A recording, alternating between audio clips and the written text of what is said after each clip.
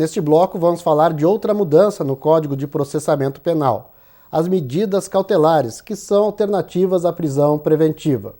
Entre as medidas estão a prisão domiciliar, o comparecimento periódico em juízo, a proibição de frequência ou acesso a lugares determinados, a proibição de contato com determinadas pessoas, a proibição de viajar para fora da comarca, o recolhimento domiciliar à noite e nos dias de folga, a suspensão de função pública ou de atividade econômica ou financeira, a internação provisória e a fiança. Na prática, essas medidas vieram acrescentar alguns instrumentos de restrição de liberdade, ou elas vieram suavizar a aplicação?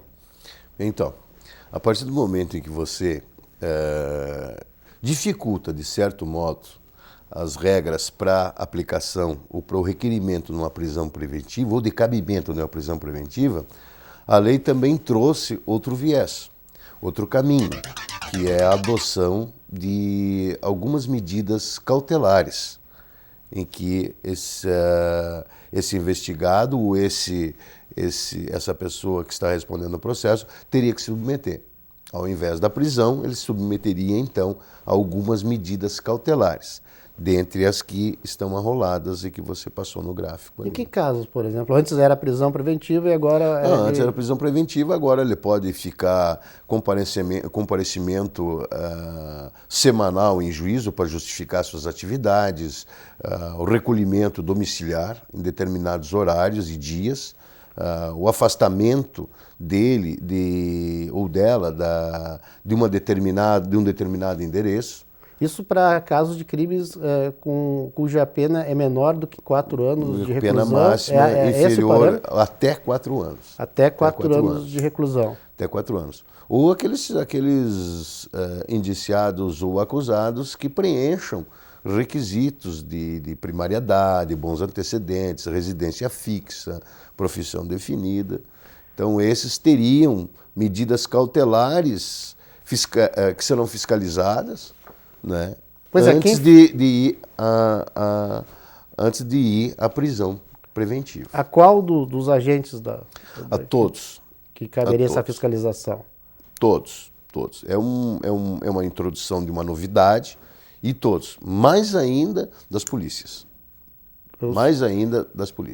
Já há alguma... A própria sociedade vai ajudar a fiscalizar, as polícias terão um papel fundamental nessa fiscalização. Um caso, então, que a pessoa ela é proibida de se aproximar de outras pessoas, por ter ameaçado, por algum motivo, coisa assim. A polícia terá que dar uma garantia a essas pessoas, as pessoas que não podem ser alcançadas pelo suspeito do crime, ou ela vai ficar monitorando onde anda esse suspeito? Bem, aí, Ângelo, nós temos já um exemplo que é muito usado na Lei Maria da Penha, né? As pessoas em conflito de questões familiares ficarem proibidas de frequentar determinado endereço ou ficarem proibidas de se aproximarem de determinado endereço. A fiscalização ela pode se dar através da própria polícia ou através da própria vítima que tem interesse no caso, e também pelo sistema de monitoramento. Monitoramento, seja ele eletrônico, seja ele virtual. A própria polícia dispõe hoje de câmeras de segurança para determinados pontos. Né? Mas aquela casa, por exemplo, um marido, um exemplo, é um marido que agrediu a mulher dele e ameaça a família. Ele não pode chegar a alguma distância daquela casa. Aquela casa vai receber algum tipo de segurança ou essa pessoa vai passar a ser acompanhada mais de perto pela polícia? Bem, a casa receber um tipo especial ou específico de segurança, eu acredito que ainda não seja possível. Existem limitações para isso. E o fato de a delegacia do bairro ou a polícia que faz a ronda do bairro ficaria de sobreaviso. Certo. E outra coisa que é interessante destacar é que no caso de uma pessoa que cometeu um crime que não dá prisão preventiva, né? Mas ele é enquadrado numa dessas medidas cautelares. Quando ele desrespeita essa medida cautelar, mesmo que o crime dele tenha uma pena inferior a 4 anos, a pena máxima, ele automaticamente pode ser, então, decretada a prisão preventiva dele? Muito providente a pergunta. Pode. Existe uma discussão muito grande em relação a essa situação. Nós, do Ministério Público, afirmamos que pode. No caso de descumprimento de qualquer medida cautelar, ela pode ser substituída por uma prisão preventiva, independente se o limite de pena dela não estiver dentro daquele patamar, superior a 4 anos, limite máximo de pena do delito que ela cometeu. No caso de descumprimento de uma medida já fixada pelo juiz, caberá sim a prisão preventiva. Aqui tem um ponto interessante que eu fiquei bastante em dúvida. A suspensão de função pública a gente até pode entender, no caso de alguém que cometeu algum delito no exercício de uma função pública, ou de atividade econômica e financeira. Em que caso se aplica isso? A pessoa teria que parar de trabalhar ou é no caso específico daqueles agentes financeiros que cometem algum tipo de crime nesse sistema? Eu estou entendendo que seria nos dois casos. Nos dois casos. Suspensão, porque essa atividade econômica deve estar vinculada diretamente ao cometimento do crime. Certo. Um comerciante, por exemplo, ele tem que fechar as portas. Ele tem que fechar as portas. Se ele cometeu algum tipo de crime. Se o crime que ele cometeu está diretamente vinculado à atividade econômica dele, a atividade econômica dele tem que cessar. Nos casos de sonegação, então, esses outros crimes que as pessoas não costumam ligar à atividade criminal, mas são crimes contra o consumidor, sonegação, eles passariam a ser enquadrados. Eu já acho que seria mais no aspecto de gerência. Não fechar a empresa, mas a gerência seria perdida. Estaria suspensa. No caso daquele executivo que cometeu. Exatamente. Ele teria... Então, e a internação provisória?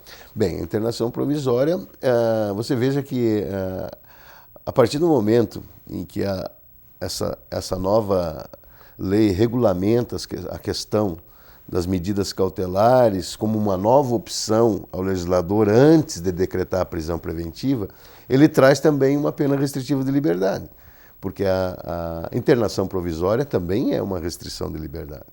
É naqueles casos em que o sujeito apresenta algum problema, algum distúrbio de ordem psiquiátrica ou algum distúrbio ou algum problema vinculado ao consumo de drogas, em que haja necessidade do tratamento. A pessoa sob tratamento se mantém controlada. Sem o tratamento ela não teria o controle. Aí é uma aposta da legislação no sentido de que essa pessoa pode ser submetida, antes de ser presa, ela pode ser submetida a uma internação provisória. É obrigatória, né? Ok, nós estamos para encerrar então, nós temos pouco menos de 1 minuto. O senhor quer dar uma última palavra antes sobre o assunto, antes da gente encerrar o programa?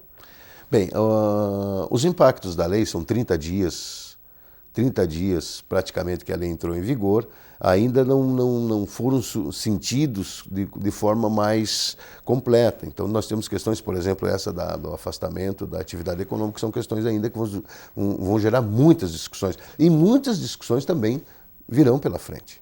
O primeiro impacto que eu tenho percebido e já vi na prática é a soltura prematura de acusados por crimes de homicídio simples. Por troca de medida cautelar. Eu acho que é um pouco precipitado essas análises nesse momento, de você já de pronto. Mas, enfim, os requisitos estão aí, o judiciário. Cabe muita responsabilidade ao judiciário, tanto no decretar a prisão do indivíduo, como também a soltura. Essa responsabilidade o judiciário não poderá, sob forma nenhuma, se imiscuir, se furtar. Ok. Obrigado, então, por sua participação, promotor Onofre. Eu agradeço a oportunidade. E o Alcance volta numa próxima edição. Até lá.